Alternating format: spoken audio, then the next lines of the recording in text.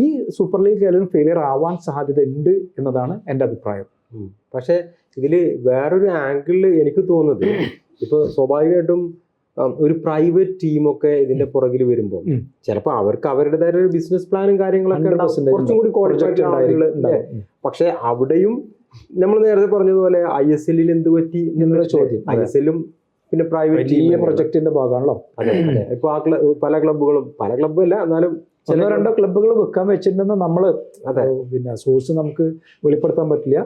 കാരണം ഇപ്പൊ നമ്മൾ ISL നമ്മുടെ രാജ്യത്തെ ഏറ്റവും prime league ISL I league നമുക്ക് വേറൊരു സബ്ജക്റ്റ്. അപ്പൊ ISL ഹൈദരാബാദ് പോലത്തെ ടീമുകൾ സ്ട്രഗിൾ ചെയ്തുകൊണ്ടിരിക്കും. ഇപ്പൊ നമ്മളൊരു ബിസിനസ്സിന് സംസാരിക്കുമ്പോൾ നിങ്ങൾ ഫണ്ട് ഇറക്കുന്നു, റിട്ടേൺ കിട്ടിയില്ലെങ്കിൽ നിങ്ങൾ എത്ര സമയം നിങ്ങൾക്ക് ഫണ്ട് ഇറക്കാൻ പറ്റും?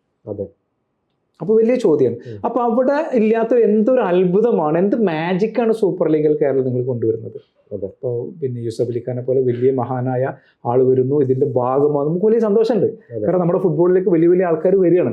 പക്ഷെ നിങ്ങൾ എന്ത് പഠിച്ചിട്ടാണ് ISL വലിയൊരു സബ്ജക്റ്റ് അല്ലേ, അത് നിങ്ങൾ എന്ത് പഠിച്ചു സൂപ്പർ ലീഗ് കേരളം? അത് വ്യക്തമായിട്ട് പറയാൻ കേരള ഫുട്ബോൾ അസോസിയേഷൻ ആൾക്കാർക്ക് പറ്റണം.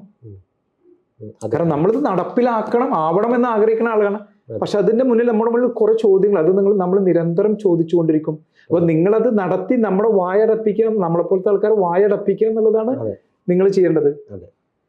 കാരണം ഇതിന്റെ ഏറ്റവും വലിയ ചലഞ്ച് എന്താണെന്ന് വെച്ച് കഴിഞ്ഞാൽ, ഒരു ഫുട്ബോളിന്റെ സക്സസ് എന്ന് പറഞ്ഞാൽ കളിക്കുന്ന കളിക്കാരാണ്.